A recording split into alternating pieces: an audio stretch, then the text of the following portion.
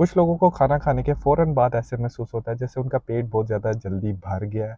ऐसे महसूस होता है जैसे दिल ख़राब हो रहा है, सिकनेस की फ़ीलिंग होती है। कुछ लोगों को इससे पेट में दर्द भी हो सकती है या अक्सर लोगों को बहुत ज़्यादा ब्लोटिंग की फ़ीलिंग होती है या मैदे में जलन महसूस होती है। ये सारी की सारी अलामात एक ऐसी बीमारी की निशानदेही कर सकती हैं जिसको गैस्ट्रोपेरेसिस बोला जाता है। बेसिकली एक ऐसी बीमारी है जिसमें से खुराक आपकी जो मैदे में से थोड़ा स्लोली पास करती है। ये बेसिकली ऐसी बीमारी है जो कि आपके मैदे की जो पट्टे होते हैं, मसल्स और नर्व्स यानी नसों उनको अफेक्ट करती है। अब इसकी मुख्तलिफ वजूहात हो सकती हैं जिसमें डायबिटीज़ यानी ज़ियाबतीज़ यानी शुगर की बीमारी सबसे ऊपर आती है। जिन लोगों को शुगर नहीं है, उनको भी गैस्ट्रोपेरेसिस हो सकता है। उनके अंदर अभी एग्ज़ैक्ट कॉज़ नहीं पता चल सका। अगर किसी को ये अलामात हो तो ज़रूर अपने करीबी डॉक्टर से रुजू करें। डॉक्टर देखेगा कि क्या आपकी अलामात गैस्ट्रोपेरेसिस की वजह से ही हैं या इसकी कोई और वजह भी हो सकती है। आपको स्पेशलिस्ट के पास भी रेफ़र किया जा सकता है।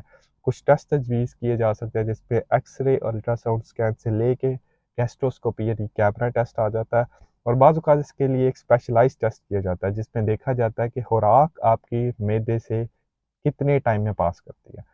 अगर इस बीमारी की तशख़ीस हो जाए तो इसके इलाज के लिए जो ऑप्शंस डॉक्टर आपके साथ डिस्कस कर सकता है उसमें सबसे पहले आ जाती है लाइफ़स्टाइल चेंजेज़ यानी आपने अपनी खुराक के अंदर कौन-सी चीज़ें करनी है। नंबर 1 पे आ जाता है अगर आप दिन में 3 खाने खाते हैं, 3 मील्स लेते हैं तो आपको रेकमेंड किया जाएगा कि आप दिन के अंदर 4 से 6 मील्स लें और वक्फ़े-वक्फ़े से लें। दूसरे नंबर पे आ जाता है कि आपने अपनी खुराक के अंदर इनसॉल्युबल फाइबर का इस्तेमाल कम करना है क्योंकि इसको डाइजेस्ट करना थोड़ा-सा मुश्किल होता है गैस्ट्रोपेरेसिस के पेशेंट्स के लिए।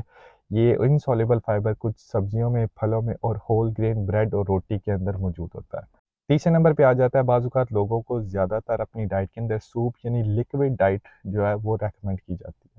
बाज़ औक़ात इसके लिए आपको डायटीशियन के पास भी रेफ़र किया जाता है जो कि आपकी ज़रूरियात के मुताबिक जो है आपको डाइट रेकमेंड कर सकते हैं। बाज़ औक़ात लाइफ़स्टाइल चेंजेज़ के साथ-साथ दवाई भी यानी मेडिकेशन भी रेकमेंड की जाती है जो कि सिर्फ़ और सिर्फ़ डॉक्टर की प्रिस्क्रिप्शन पे ही आपको लेनी चाहिए। इसमें मेटोक्लोप्रोमाइड और डोमपेरिडोन आ जाती है जो कि बेसिकली मैदे के अंदर मोटिलिटी को बेहतर करती है और बाज़ औक़ात लोगों को जो सिकनेस की फ़ीलिंग आती है उसको भी कम करती है। और बाज़ औक़ात कुछ ऐसी अद्वियात भी दी जाती है जो कि आपके पेट में दर्द को कम करती हैं। बाज़ औक़ात अगर इनसे भी फ़र्क ना पड़े तो नेक्स्ट स्पेशलाइज़्ड ट्रीटमेंट भी आ जाते हैं जिसमें सर्जरी की भी एक ऑप्शन आ जाती है। अगर आपको ये अलामात हों तो ज़रूर अपने करीबी डॉक्टर से रुजू करना चाहिए। बीमारी की जल्दी तशख़ीस और इलाज आपको बहुत ज़्यादा कॉम्प्लिकेशन से बचा सकता है। अगर आपको मेरी वीडियो अच्छी लगे तो मेरे चैनल को फ़ॉलो कर लीजिए, सब्सक्राइब कर लीजिए ताकि आपको और ऐसी एजुकेशनल वीडियोज़ जो हैं वो मिलती रहें।